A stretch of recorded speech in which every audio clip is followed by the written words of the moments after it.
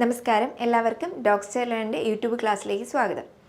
അപ്പോൾ നമ്മുടെ LDC പരീക്ഷയിൽ സ്ഥിരമായിട്ട് കാണുന്ന ഒരു ടോപ്പിക്കാണ് നമ്മൾ ഇന്നത്തെ ക്ലാസ്സിൽ ഡിസ്കസ് ചെയ്യാനായിട്ട് പോകുന്നത്. ഇന്നത്തെ ക്ലാസ്സിൽ ഡിസ്കസ് ചെയ്യുന്ന ടോപ്പിക്കാണ് രോഗങ്ങളും രോഗകാരികളും. ഓക്കെ, അപ്പോൾ നമ്മൾ ഇന്നത്തെ ക്ലാസ്സിലേക്ക് പോവാം. ആദ്യമായിട്ട് രോഗകാരികളെ അറിയപ്പെടുന്നത് എന്ത് പേരിലാണ്? രോഗകാരികളെ അറിയപ്പെടുന്നത് പാത്തോജൻസ് എന്നാണ്. രോഗകാരികളെ അറിയപ്പെടുന്ന പേര്, രോഗകാരികളെ അറിയപ്പെടുന്ന പേരാണ് പാത്തോജൻസ്. എന്നാൽ രോഗങ്ങളെക്കുറിച്ചുള്ള പഠനത്തിനെ എന്താണ് അറിയപ്പെടുന്നത്? പാത്തോളജി. എന്താണ്? പാത്തോളജി എന്നാണ് രോഗങ്ങളെക്കുറിച്ചുള്ള പഠനം അറിയപ്പെടുന്നത്.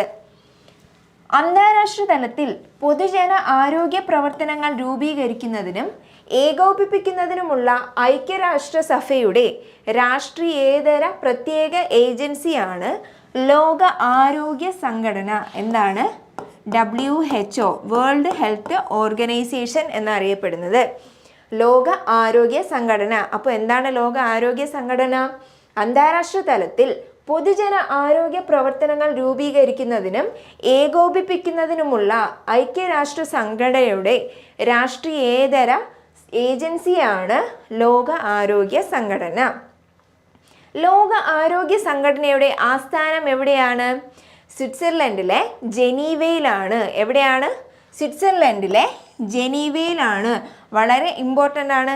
പല PSC പരീക്ഷകൾക്കും ആവർത്തിച്ച് ചോദിച്ചിട്ടുള്ളതാണ്. അപ്പോൾ ലോക ആരോഗ്യ സംഘടനയുടെ ആസ്ഥാനം എവിടെയാണ്? സ്വിറ്റ്സർലൻഡിലെ ജനീവയിലാണ്. ലോക ആരോഗ്യ സംഘടനയുടെ ഇപ്പോഴത്തെ അധ്യക്ഷൻ ആരാണ്?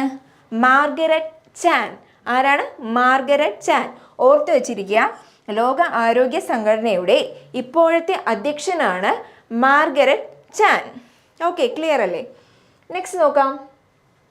WHO അഥവാ വേൾഡ് ഹെൽത്ത് ഓർഗനൈസേഷൻ നിലവിൽ വന്നത് എന്നാണ്? 1948 ഏപ്രിൽ 7. 1948 ഏപ്രിൽ 7 ലോക ആരോഗ്യ സംഘടന നിലവിൽ വന്നത്. ആസ്ഥാനം നമ്മൾ പറഞ്ഞല്ലോ സ്വിറ്റ്സർലൻഡിലെ ജനീവയിലാണ്.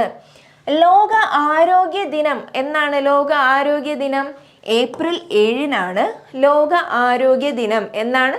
ലോക ആരോഗ്യ ദിനം ഏപ്രിൽ 7. WHO ആരോഗ്യം എന്നതിന് കൊടുത്തിരിക്കുന്ന നിർവചനം എന്താണ്? ശാരീരികവും മാനസികവും സാമൂഹികവുമായ സുസ്ഥിതിയെയാണ് ആരോഗ്യം എന്ന് നിർവചിച്ചിരിക്കുന്നത്. ഓക്കെ, എന്താണ്? ഒരു മനുഷ്യൻ്റെ ശാരീരികവും മാനസികവും സാമൂഹികവുമായ സുസ്ഥിതിയെയാണ് ആരോഗ്യം എന്ന് നിർവചിച്ചിരിക്കുന്നത്. ഇത്രയും ക്ലിയർ അല്ലേ? അടുത്ത് നമുക്ക് നോക്കാം. കുറച്ച് രോഗങ്ങളുടെ വർഗീകരണമാണ് എന്ന് പറയുമ്പോൾ ഇതിൻ്റെ ബേസിലാണ് നമ്മൾ രോഗങ്ങളെ തരം തിരിച്ചിരിക്കുന്നത്. ആദ്യത്തേത് നോക്കാം. പാൻഡമിക്. എന്താണ് പാൻഡമിക്? ഒരു രാജ്യത്ത് നിന്ന് മറ്റൊരു രാജ്യത്തേക്ക് അതിവേഗം പകരുന്ന രോഗങ്ങളെയാണ് പാൻഡമിക് എന്നറിയപ്പെടുന്നത്. അപ്പോൾ ഒരു രാജ്യത്ത് നിന്ന് മറ്റൊരു രാജ്യത്തേക്ക് അതിവേഗം പകരുന്ന രോഗങ്ങളെ നമ്മൾ എന്തെന്നാണ് പറയുന്നത്? പാൻഡമിക് എന്നാണ് അറിയപ്പെടുന്നത്. എന്നാൽ എപ്പിഡമിക് എന്ന് പറഞ്ഞാൽ എന്താണ്? അതിവേഗം പകരുന്ന രോഗങ്ങൾ. അതിവേഗം പകരുന്ന രോഗങ്ങളെയാണ് എപ്പിഡമിക് എന്നറിയപ്പെടുന്നത്. എൻഡമിക് എന്ന് പറയുന്നത് എന്താണ്? എൻഡമിക് വളരെ കാലമായി സമൂഹത്തിൽ നിലനിന്നിരുന്നതും എന്നാൽ പൂർണ്ണമായും തുടച്ചു മാറ്റാൻ കഴിയാത്തതുമായ രോഗങ്ങളെയാണ് എൻഡമിക് ഡിസീസ് എന്ന് അറിയപ്പെടുന്നത്. എന്താണ് എൻഡമിക്? വളരെ കാലമായി സമൂഹത്തിൽ നിന്നിരുന്നതും എന്നാൽ പൂർണ്ണമായും തുടച്ചു മാറ്റാൻ കഴിയാത്തതുമായ രോഗങ്ങളെയാണ് എൻഡമിക് ഡിസീസസ് എന്നറിയപ്പെടുന്നത്. നാസോകോമിയൽ ഡിസീസസ് എന്നറിയപ്പെടുന്ന എന്തിനെയാണ്? ആശുപത്രികളിലൂടെ പകരുന്ന രോഗങ്ങളെയാണ് നാസോകോമിയൽ ഡിസീസസ് എന്നറിയപ്പെടുന്നത്. Cryptogenic diseases. എന്താണ് ക്രിപ്റ്റോജനിക് ഡിസീസസ്? കാരണം അറിയാത്ത രോഗങ്ങളെയാണ് ക്രിപ്റ്റോജനിക് ഡിസീസസ് എന്നറിയപ്പെടുന്നത്. കാരണം അറിയാത്ത രോഗങ്ങളെയാണ് ക്രിപ്റ്റോജനിക് ഡിസീസസ് എന്നറിയപ്പെടുന്നത്. എന്നാൽ എന്താണ് സൂണോസിസ്? സൂണോസിസ് ആ പേരിൽ തന്നെ ഉണ്ട്. എന്താണ്? മൃഗങ്ങളിൽ നിന്ന് മനുഷ്യരിലേക്ക് പകരുന്ന രോഗങ്ങളെയാണ് സൂണോസിസ് എന്നറിയപ്പെടുന്നത്. മൃഗങ്ങളിൽ നിന്ന് മനുഷ്യരിലേക്ക് പകരുന്ന രോഗങ്ങളെയാണ് സൂണോസിസ് എന്നറിയപ്പെടുന്നത്. എന്നാൽ എപ്പിസൂട്ടിക് എന്താണ്? എപ്പിസൂട്ടിക് മൃഗങ്ങൾക്കിടയിലെ പകർച്ചവ്യാധിയെയാണ് എപ്പിസൂട്ടിക് എന്നറിയപ്പെടുന്നത്. മൃഗങ്ങൾക്കിടയിലെ പകർച്ചവ്യാധിയാണ് എപ്പിസൂട്ടിക് എന്നറിയപ്പെടുന്നത്. അടുത്തതായിട്ട് നമുക്ക് നോക്കാനുള്ളത് ലൈഫ് സ്റ്റൈൽ ഡിസീസസ്.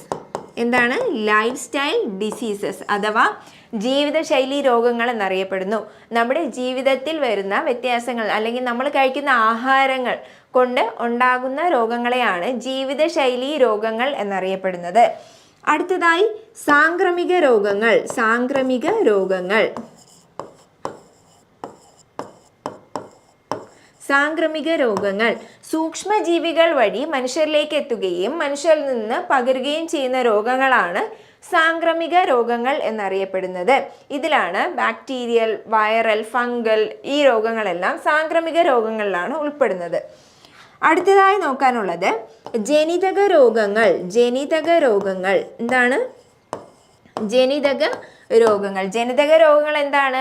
ജീനിൻ്റെ വ്യത്യാസം മൂലം അല്ലെങ്കിൽ ജീനിൽ വരുന്ന എന്തെങ്കിലും ചെറിയ ചേഞ്ചസ് വഴി ഉണ്ടാകുന്ന രോഗങ്ങളെയാണ് ജനിതക രോഗങ്ങൾ എന്നറിയപ്പെടുന്നത്. അടുത്തതായി അറിയപ്പെടുന്നത് തൊഴിൽജന്യ രോഗങ്ങൾ. തൊഴിൽജന്യ രോഗങ്ങൾ. തൊഴിൽജന്യ രോഗങ്ങൾ തൊഴിലിടങ്ങളിൽ വഴി പകരുന്ന രോഗങ്ങളാണ് തൊഴിൽജന്യ രോഗങ്ങൾ. ഏതെങ്കിലും പ്രത്യേക തൊഴിൽ വഴി, ഇപ്പോൾ മൈൻസ് ഒക്കെ കുഴിക്കുന്ന ഖനന തൊഴിലാളികളില്ലേ, അവർക്കൊക്കെ വരുന്ന രോഗങ്ങളാണ് തൊഴിൽജന്യ രോഗങ്ങൾ എന്നറിയപ്പെടുന്നത്. അടുത്തതായിട്ട് നോക്കാൻ പോകുന്നത് കുറച്ച് ബാക്ടീരിയൽ രോഗങ്ങളാണ്. നമ്മുടെ SCERT-യിലെ 10th SCERT-യിൽ 10th ക്ലാസ്സിലെ 4ാമത്തെ ചാപ്റ്റർ അകറ്റി നിർത്താം രോഗങ്ങളെ എന്ന് പറയുന്ന ചാപ്റ്ററിൽ കുറച്ച് ബാക്ടീരിയൽ രോഗങ്ങളെ എടുത്തു പറഞ്ഞിട്ടുണ്ട്. അപ്പോൾ ആ രോഗങ്ങളെയാണ് നമ്മൾ അടുത്തതായിട്ട് നോക്കാനായിട്ട് പോകുന്നത്. അതിൽ ഒന്നാമത്തേതാണ് എലിപ്പനി. മിക്കവാറും എല്ലാ പരീക്ഷകൾക്കും ആവർത്തിച്ച് ചോദിക്കാനുള്ള ഒരു ചോദ്യമാണ് എലിപ്പനി. ഏതുതരം രോഗാണുവാണ് എലിപ്പനി പകർത്തുന്നത്? ഓക്കെ, നോക്കാം നമുക്ക്. എലിപ്പനി ഒരു ബാക്ടീരിയൽ രോഗമാണ്, ഒരു ബാക്ടീരിയൽ ഡിസീസാണ് എലിപ്പനി എന്ന് പറയുന്നത്. അപ്പോൾ എന്ത് തരം രോഗാണുവാണ് എലിപ്പനി പകർത്തുന്നത്? എലിപ്പനി പകർത്തുന്നത് ഒരു ബാക്ടീരിയ ആണ്. ബാക്ടീരിയ എന്ന് പറയുന്നത് എന്ത് ജീവിയാണ്? ഒരു പ്രോക്യാരിയോട്ട് ആണല്ലേ. പ്രോക്യാരിയോട്ട് എന്ന് പറയുമ്പോൾ എന്താണ്? വ്യക്തമായ ഒരു ന്യൂക്ലിയസ് ഇല്ലാത്ത ജീവികളെയാണ് പ്രോക്യാരിയോട്സ് എന്ന് വിളിക്കുന്നത്. അപ്പോൾ ബാക്ടീരിയ ഒരു പ്രോക്യാരിയോട്ടാണ്. ഇവ ശരീരത്തിൽ പ്രവേശിച്ചു കഴിഞ്ഞാൽ ദ്വിവിഭജനത്തിലൂടെ പെരുകുകയാണ് ചെയ്യുന്നത്. ഓക്കെ, ഇവ ഉൽപ്പാദിപ്പിക്കുന്ന ടോക്സിനുകൾ കോശങ്ങളെ നശിപ്പിക്കുകയും രോഗമുണ്ടാക്കുകയും ചെയ്യുന്നു. ഓക്കെ, എന്താണ്? ഇവ പ്രത്യേകതരം ടോക്സിനുകൾ ഉൽപ്പാദിപ്പിക്കുന്നു. ഇവ കോശങ്ങളെ നശിപ്പിക്കുകയും രോഗമുണ്ടാക്കുകയും ചെയ്യുന്നു. എലിപ്പനിക്ക് കാരണമായ ബാക്ടീരിയ ഏതാണ്? ലെപ്റ്റോസ്പൈറോ. എന്താണ്?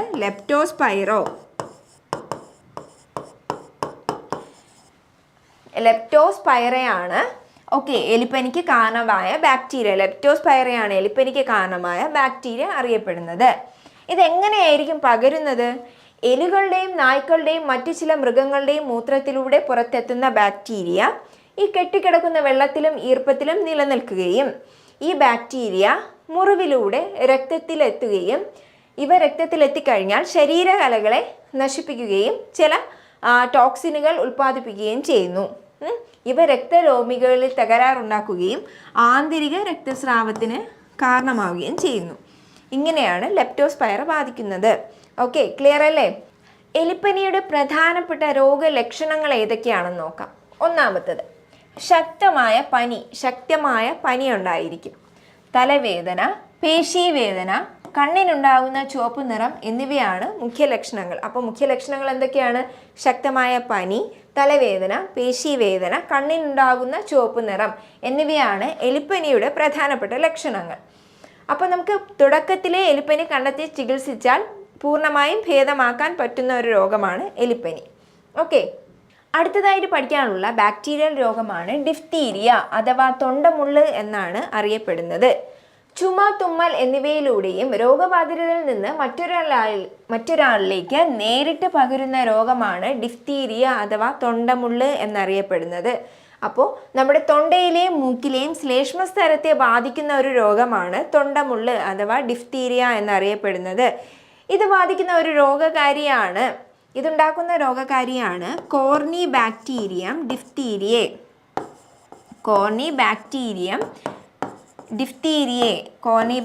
ഡിഫ്തീരിയയാണ് തൊണ്ടമുള്ള പകർത്തുന്ന രോഗകാരി.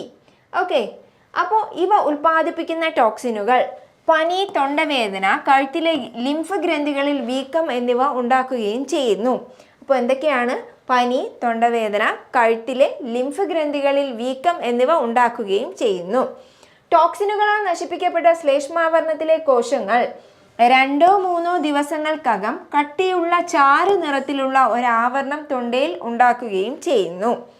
ക്രമേണ മസ്തിഷ്കം, ഹൃദയം, വൃക്ക എന്നിവ തകരാറിലാക്കുന്നു. ക്രമേണ എവിടെയൊക്കെയാണ് ബാധിക്കുന്നത്? മസ്തിഷ്കം, ഹൃദയം, വൃക്ക എന്നിവ തകരാറിലാക്കുകയും ചെയ്യുന്നു.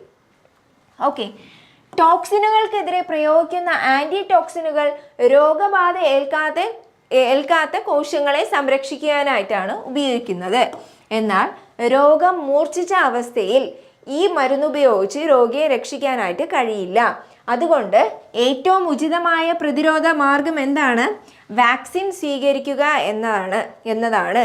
ഓക്കെ, ഇതിനെതിരെ പ്രയോഗിക്കുന്ന വാക്സിനാണ് DPT വാക്സിൻ. എല്ലാവർക്കും അറിയാവുന്നൊരു വാക്സിനാണ് അല്ലേ? 5 വയസ്സാകുമ്പോൾ കുട്ടികൾക്ക് എടുക്കുന്ന ഒരു വാക്സിനാണ് DPT വാക്സിൻ എന്നറിയപ്പെടുന്നത്. ഏതൊക്കെ രോഗങ്ങൾക്കെതിരെയാണ് ഇത് ഉപയോഗിക്കുന്നത്? ഡിഫ്തീരിയ, പെർട്ടൂസിസ് എന്ന് പറഞ്ഞാൽ വില്ലൻ ചുമ, ടെറ്റനസ്, ഈ 3 രോഗങ്ങൾക്കെതിരെയുമാണ് DPT വാക്സിൻ 5 വയസ്സാകുന്ന കുട്ടികളിൽ എടുക്കുന്നത്. അപ്പോൾ ഇത്രയും ഒന്ന് ഓർത്ത് വെച്ചിരിക്കുക. നെക്സ്റ്റ് അടുത്ത് നമ്മൾ പഠിക്കാനായിട്ട് പോകുന്ന ബാക്ടീരിയൽ ഡിസീസാണ് ക്ഷയം. ഓക്കെ, മുൻകാലങ്ങളിൽ വ്യാപകമായ ഭീതി പരത്തിയിരുന്ന രോഗമാണ് ക്ഷയം എന്നറിയപ്പെടുന്നത്. രോഗങ്ങളുടെ രാജാവ് എന്നൊക്കെയാണ് ക്ഷയത്തിനെ അറിയപ്പെടുന്നത്. ലോകത്തിൽ ഏറ്റവും കൂടുതൽ ക്ഷയരോഗികൾ ഉള്ളത് ഇന്ത്യയിലാണ്. അപ്പോൾ ഇത്രയും പോയിന്റ്സ് ഓർത്ത് വെച്ചോണം. അപ്പോൾ ക്ഷയത്തിനെ കുറിച്ചാണ് നമ്മൾ പഠിക്കാനായിട്ട് പോകുന്നത്. ക്ഷയത്തിൻ്റെ രോഗകാരി ഏതാണ്? മൈക്കോബാക്ടീരിയം ട്യൂബർകുലോസിസ് ആണ് ക്ഷയത്തിൻ്റെ രോഗകാരി അറിയപ്പെടുന്നത്. മുഖ്യ ലക്ഷണങ്ങൾ എന്തൊക്കെയാണ്? ശരീരത്തിന് ഭാരക്കുറവ് അനുഭവപ്പെടുക, ക്ഷീണം, സ്ഥിരമായ ചുമ. എന്തൊക്കെയാണ് ശരീരത്തിന് ഭാരക്കുറവ് അനുഭവപ്പെടുക, ക്ഷീണം, സ്ഥിരമായ ചുമ എന്നൊക്കെയാണ് മുഖ്യ രോഗലക്ഷണങ്ങൾ. ഇനി രോഗപകർച്ച എങ്ങനെയാണ്? ക്ഷയത്തിൻ്റെ രോഗപകർച്ച രോഗി ചുമയ്ക്കുമ്പോഴോ തുമ്മുമ്പോഴോ സംസാരിക്കുമ്പോഴോ രോഗാണുക്കൾ വായുവിലേക്ക് മറ്റുള്ളവരിലേക്ക് പകരുകയും ചെയ്യുന്നു. എങ്ങനെയാണ് രോഗപകർച്ച? വായുവിലൂടെയാണ് പ്രധാനമായിട്ടും രോഗപകർച്ച സംഭവിക്കുന്നത്. രോഗം ബാധിക്കുന്ന ശരീരഭാഗങ്ങൾ ഏതൊക്കെയാണ്? ശ്വാസകോശത്തെയാണ് മുഖ്യമായിട്ടും ക്ഷയരോഗം ബാധിക്കുന്നത്. എന്നാൽ വൃക്കകൾ, അസ്ഥികൾ, അസ്ഥിസന്ധികൾ, തലച്ചോറ് എന്നിവയും ഈ രോഗം ബാധിക്കാറുണ്ട്. ഏതൊക്കെ അവയവങ്ങളെയാണ് ബാധിക്കുന്നത്? വൃക്കകൾ, അസ്ഥികൾ, അസ്ഥിസന്ധികൾ, തലച്ചോറ് എന്നിവയും ഈ രോഗം ബാധിക്കാറുണ്ട്. ഇതിൻ്റെ ചികിത്സ എന്താണ്?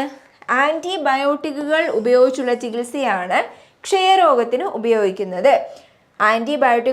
ബയോട്ടിക്കുകൾ ഉപയോഗിച്ചുള്ള ചികിത്സയാണ് ക്ഷയരോഗത്തിന് പ്രധാനമായിട്ടും ഉപയോഗിക്കുന്നത്.